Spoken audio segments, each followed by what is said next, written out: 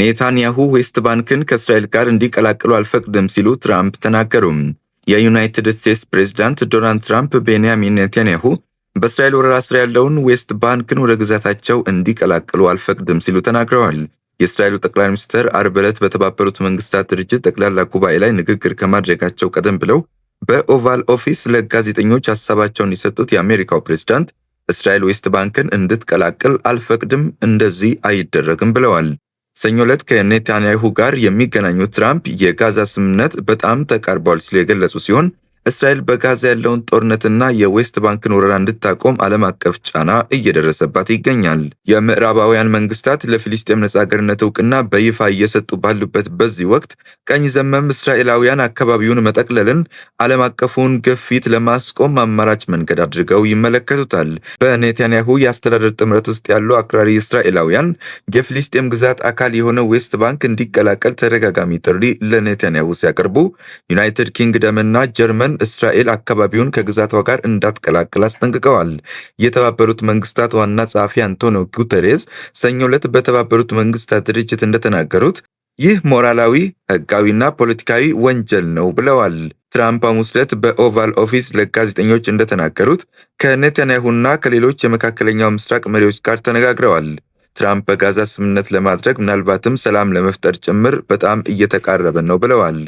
የፍልስጤሙ ፕሬዝዳንት ማህሙድ አባስ ባለፈው ሐሙስ ዕለት በተካሄደው የተባበሩት መንግስታት ጠቅላላ ጉባኤ በቪዲዮ ባደረጉት ንግግር በፈረንሳይ ይፋ የተደረገውን የእስራኤልና የፍልስጤም የሰላም እቅድን ተግባራዊ ለማድረግ ከዓለም መሪዎች ጋር ለመስራት ዝግጁ መሆናቸውን ገልጸዋል።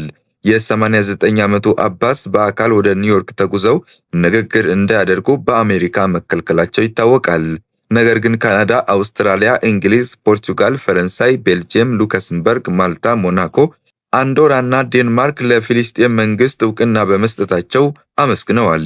አሜሪካ ለፊልስጤም እውቅና ለመስጠት ጊዜው አሁን አይደለም በማለት ይህ እርምጃ ለሐማስ ሽልማት ነው ስትል ፈርጃለች። አባስ በንግግራቸው ሐማስ በአስተዳደር ውስጥ ሚና አይኖረውም ሲሉም ተደምጠዋል። የእስራኤልን መውጣት ተከትሎ የፍልስጤም መንግስት ለጋዛ ሰርጥ ሙሉ ኃላፊነት እንዲወስድና በእስራኤል ከተያዘው ዌስት ባንክ ጋር እንዲገናኝም ጠይቀዋል። ትራምፕ ማክሰኞ ዕለት ቁልፍ ከሆኑ የአረብና የሙስሊም አገራት መሪዎች ጋር በተገናኙበት ወቅት እስራኤል አካባቢውን መቀላቀል ከጀመረች መዘዝ አለው ሲሉ አስጠንቅቀዋል። የሳውዲ አረቢያ የውጭ ጉዳይ ሚኒስቴር ልዑል ፋይሰል ቢን ፋርሃን ለጋዜጠኞች እንደተናገሩት የዩናይትድ ስቴትስ ፕሬዝዳንት በዌስት ባንክ ያለውን የመቀላቀል አደጋና ስጋት በሚገባ እየተረዱ ይመስለኛል ብለዋል። እስራኤል ረቡዕ ዕለት ጠዋት ዌስት ባንክ እና በአጎራባች ዮርዳኖስ መካከል ያለውን ብቸኛ መሸጋገሪያ ዘግታለች። በዚሁም ከ2 ሚሊዮን በላይ የሚሆኑ ፍልስጤማውያን ከውጭ ዓለም ጋር እንዳይገናኙ አድርጋለች።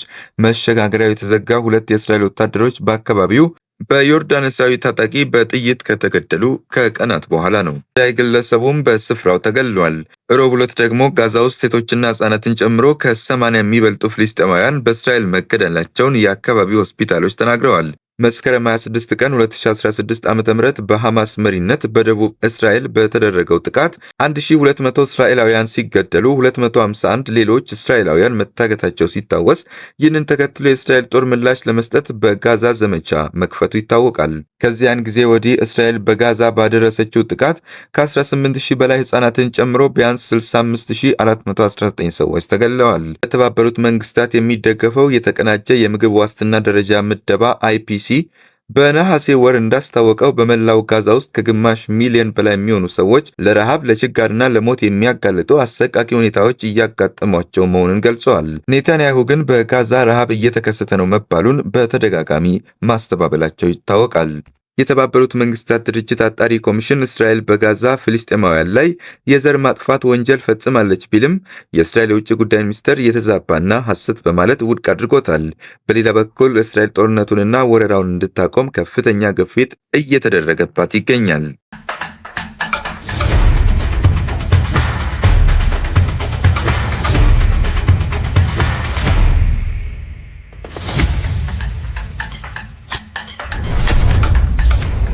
በኢትዮጵያ 2 አይነት የኒውክሌር ማብለያ ለመገንባት መታሰቡን የሀገራዊ ኒውክሌር ፕሮግራም አስተባባሪ ዶክተር ተክለማርያም ተሰማ ገለጹ።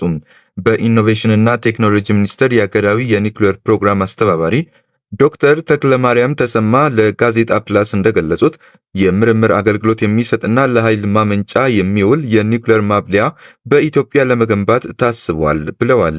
እንደ ተክለማርያም ገለጻ በውስጡ የኒውክሌር ምርምር የሚከናወንበት ምርጥ ዘር የሚያመርት የጨረር ሕክምና የሚሰጥና በዙሪያው የተለያዩ ትምህርታዊ ስልጠናዎችን ለመስጠት የሚያገለግል ላቦራቶሪ ያለው የተደራጀ የኢትዮጵያ የኒውክሌር ሳይንስና ቴክኖሎጂ ማዕከል ለመገንባት ታስቦ እየተሰራ ነው ብለዋል። እንደነዚህ አይነት ተቋማትን ከገነቡ ሀገራት አንጻር ማዕከሉን ለመገንባት ከ5 እስከ 7 ዓመት የሚያክል ጊዜ እንደሚፈጅም ገልጸዋል።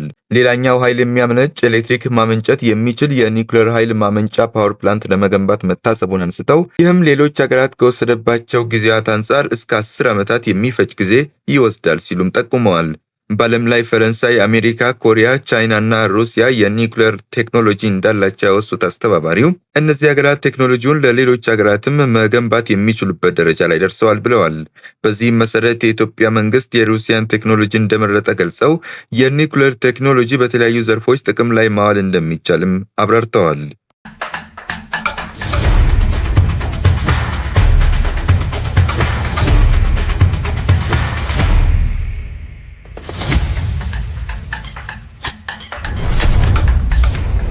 እስራኤል በየመን ሁቲዎች ላይ በፈጸመችው ጥቃት 8 ሰዎች መሞታቸው ተዘገበ።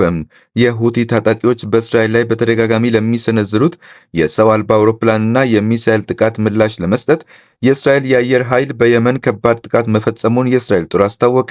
የእስራኤል መከላከያ ኃይል እንደገለጸው ከሆነ በዋና ከተማዋ ሰንዓ በደርዘን በሚቆጠሩ አውሮፕላኖቹ የሁቲ የደህንነትና የስለላ አገልግሎቶችና የጦር ኃይሎች ተቋማት ላይ የቦምብ ጥቃት ፈጽመዋል።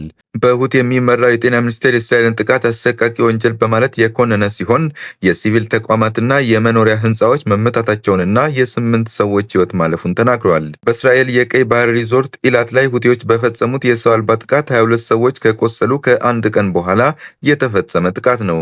ሁቲዎች ከ10 ዓመታት በፊት ዓለም አቀፍ እውቅና ያገኘውን መንግስት ካባረሩና የእርስ በርስ ጦርነት እንዲፈጠር ካደረጉ በኋላ አብዛኛውን የሰሜን ምዕራብ የመንን ተቆጣጥረዋል።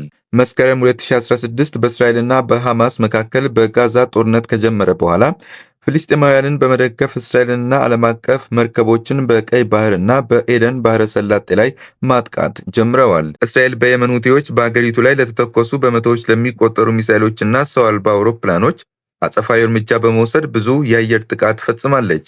የእስራኤል ጥቃትን ተከትሎ ሐሙስ ዕለት ከሰዓት በኋላ በከተማው በሚገኙ ቢያንስ 3 ቦታዎች ላይ ጥቁር ጭስ ሲወጣ የሚያሳዩ ቪዲዮዎች ታይተዋል። ጥቃቱ የተፈጸመው በሁቲ በሚተዳደረው አልማሲራ ቲቪ የንቅናቄው መሪ አብዱል ማሊክ አልሁቲ ንግግር ከማስተላለፉ በፊት ነው። አልማሲራ ቴሌቪዥን እንደዘገበው ጥቃቱ ያነጣጠረው በማይንና ሳባኢን በሚገኙ የመኖሪያ አካባቢዎች እንዲሁም በዳህባን የኃይል ማመንጫ ጣቢያ ላይ ነው። በርካታ የወደሙ ህንፃዎችን የሚያሳዩ ፎቶግራፎችም ተለቀዋል። የጤና ጥበቃ ሚኒስቴር ቃል አቀባይ ዶክተር ኤኔስ አልሳባሂ በሲቪል በአገልግሎትና በመኖሪያ ተቋማት ላይ ሆን ተብሎና ስልታዊ በሆነ መልኩ የተነጣጠረ ጥቃት ነው በማለት የእስራኤል ጦርን የከሰሱ ሲሆን ይህም በሁሉም ረገድ የጦር ወንጀል ነው ብለዋል። 8 ሰዎች መሞታቸውንና 142 ሰዎች መቁሰላቸውን እንዲሁም ሰላማዊ ሰዎች እንደሚገኙበትም ገልጸዋል። የአደጋ ጊዜ ሰራተኞች በፍርስራሽ ውስጥ ጉዳት የደረሰባቸውን ሰዎች ፍለጋ ላይ መሆናቸውንም አክለዋል። የእስራኤል መከላከያ ሚኒስትር እስራኤል ካትዝ እስራኤል ሀገራቸው በሰነአ በሚገኙ የሁቲ አሸባሪ ድርጅት የሽብር ኢላማዎች ላይ ኃይለኛ ጥቃት አድርሳለች ሲሉ በኤክስ ገጻቸው ላይ ጽፈዋል። አይዲኤፍ በመግለጫው እንዳስታወቀው ኢላማ ከተደረጉት ውስጥ የሁቲ ወታደራዊ ጠቅላይ ኤታማዦር ሹም ዋና መስሪያ ቤት፣ የደህንነትና የስለላ ተቋማት፣ የሁቲ ወታደራዊ የህዝብ ግንኙነት ዋና መስሪያ ቤትና የጦር መሳሪያዎችን ለማከማቸት የሚያገለግሉ ወታደራዊ ማዕከላት ይገኙበታል ብለዋል። የመከላከያ ኃይሉ የሁቲ አሸባሪ መንግስት በእስራኤል መንግስት ላይ እያደረሰ ያለውን ተደጋጋሚ ጥቃቶች በመቃወም በሁቲ አገዛዝ ላይ በቅርቡ ተጨማሪ የማጥቃት ዘመቻዎች ይደረጋል ሲል አክሏል። የእስራኤል ጦር በሰጠው ሌላ መግለጫ እንዳስታወቀው ሮብ ዕለት ሁቲዎች በኢላት ላይ ያደረሱትን ጥቃት በተመለከተ በተደረገው ምርመራ ከየመን የተወነጨፈው ሰው አልባ አውሮፕላንን በአንጻራዊነት ዘግይቶ እንዳወቀውና በፕሮቶኮሉ መሰረት የማስጠንቀቂያ ደወል እንዲሰማ ተደርጓል ብለዋል። አይረን ዶምን በመጠቀም የመጥለፍ ሙከራዎች የተደረጉ ቢሆኑም የተሳኩ አልነበሩም ብለዋል። መንስኤው ተለይቷል፣ የማስተካከያ እርምጃዎችም ተተግብረዋል ሲልም አክሏል።